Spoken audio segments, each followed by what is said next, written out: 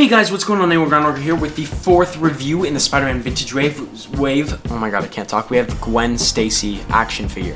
I'm so happy about this. I'm really looking forward to swapping that Mary Jane head on my Mary Jane, but let's just get to it. Look at the packaging, then open her up. So we got an awesome 90s image of Gwen Stacy on the left side, as we've had with every other figure. We have the clear packaging where we can see her. On the back, we have a description of Gwen, as well as the head swapping functions, and another 90s pic in the top right corner, as well as the rest of the figures from the wave. I'm just gonna open her right now. Okay, you guys, taking a look at Gwen Stacy out of the packaging, I actually really like this figure. I think Hasbro did a phenomenal job with this figure. I love the props, I love the head sculpts, I love the body. Everything's perfect. I only have one gripe, which I'll get into. But first, you guys know the drill by now, articulation. So, let's remove this. First, she can only look that far up, just head sculpt wise, not counting anything else. Reason why is because obviously her hair hinders her looking further up. She can look about that far down, which is great. And the nice thing is on female bodies specifically, Hasbro used to just give us ball joints because the hair would always get in the way, so there was no point in having that much articulation anyway. So I'm so happy they stepped away from that, and they're still giving us these joints even though we don't get to use them fully. So like I said, she can look up that much with just her head. I want to make sure it's on autofocus for this part. She's got a little bit of pivot, which is nice. Nice.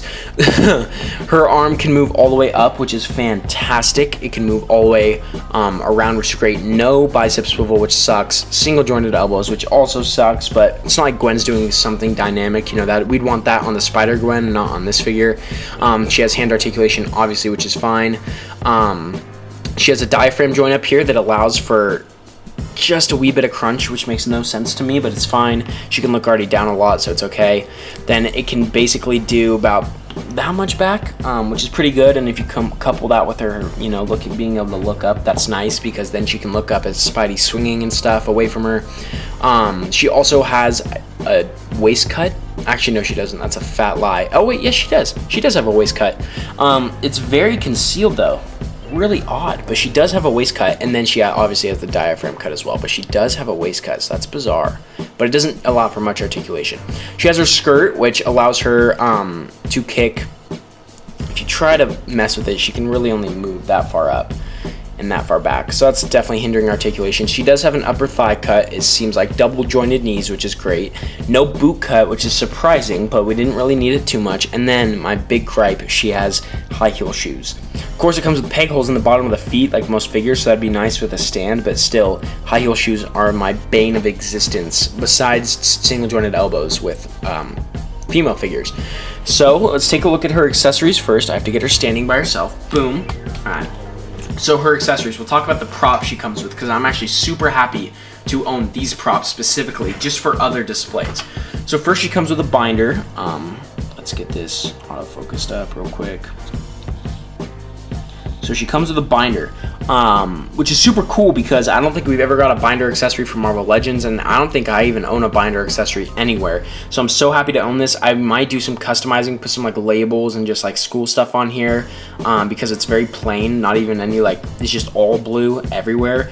Maybe paint this white a little bit, just really add some detail to this so I can use it as another prop. But I do like the sculpt of this. This is a very well sculpted piece, so it's nice to have it. Next, we have a book. This is Midtown High School book, textbook basically, which is awesome that it's in Spider-Man universe. It's great that we have this. Again, little gripe, but there's no white, where the pages would be. That definitely is something easily they probably could have done, so I'm going to be adding that myself most likely. Still cool that we have a Midtown High School book. Now, the last prop, which I think is one of the coolest, the Daily Bugle newspaper. Obviously rolled up, so J. Jonah Jameson can be holding this and screaming Spider-Man's name and stuff. I love it. At first I thought it was a nameplate, but that would make no sense, and then I obviously saw the detail. Again, could use a little bit of black to really just kind of sell in the seams that this is obviously just pages curled up, but I still think this is the best prop that we were given in terms of sculpted in terms of paint job and sculpted detail, because this had white again in the seams, and this had more detail. Then both those would probably rival the newspaper, but I think those are the best. Now, one other accessory she comes with is a head sculpt for Mary Jane Watson. Now, if you've seen the other videos that I've put out or future videos, you'll know I do this swap that I am insanely happy about. I would never put Mary Jane on this body because she just doesn't go on that body. You know, she rarely appears in any of the cartoons or comics looking kind of like this. This is a very Gwen Stacy look, so I don't want to use this, but I do want to put Mary Jane on her body. This is the Mary Jane body from the Spider-Man 2-pack, the Spidey Mary Jane 2-pack that came out Toys R Us exclusive a while ago.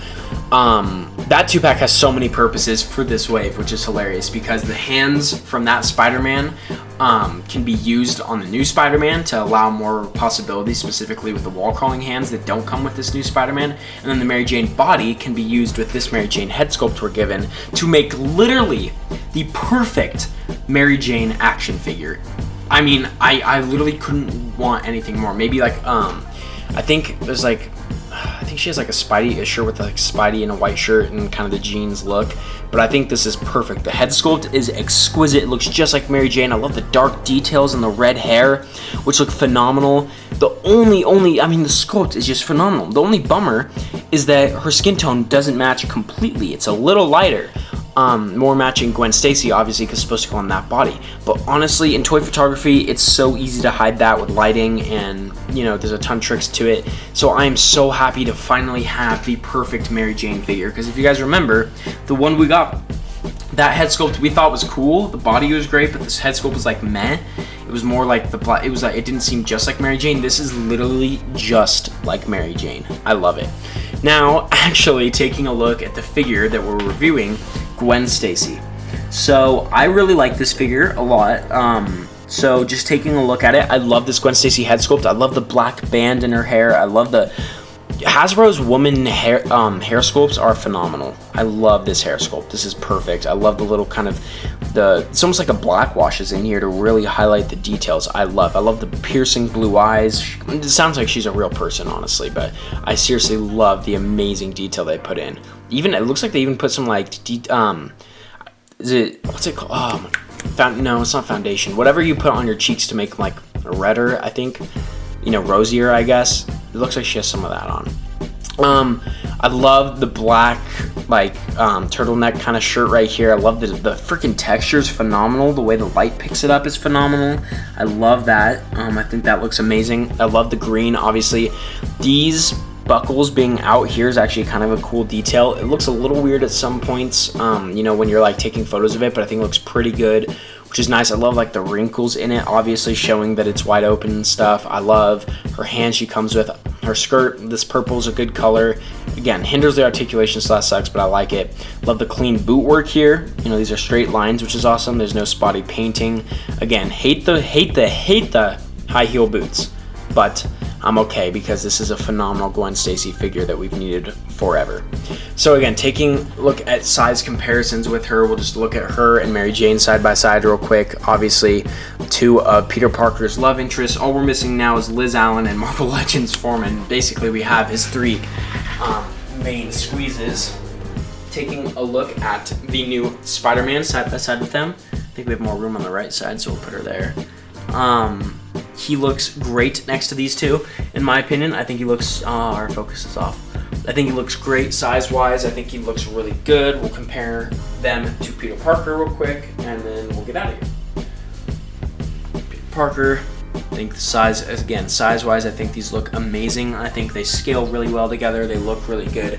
And I honestly could not be happier to own not only a Gwen Stacy figure from this vintage wave, but to also basically get now the perfect Mary Jane Watson figure from this vintage wave. So, hopefully I sold you guys on picking up her. She is a fantastic figure. Hopefully I sold you guys on the whole wave so far if you've been watching the reviews, because I love this whole wave. I would recommend highly that you pick it up if you collect Legends like Spider-Man, any of that. So I'm so happy with this wave. Thank you guys for watching. Please like, comment, and subscribe. Hit the notification bell so you're notified anytime I release a review or Shooting Figures episode. Please try to watch all of this wave's reviews. I did a review on every single figure if you can. Even if you're not going to pick them up, just to hear my thoughts on it would be amazing. Again, we're trying to grow the channel right now. We got like 60 new subscribers from one of my shooting figures episodes, so we're going to keep pumping those out as well as reviews to really get you guys into this channel, hopefully even more. Thank you guys for watching. See you later.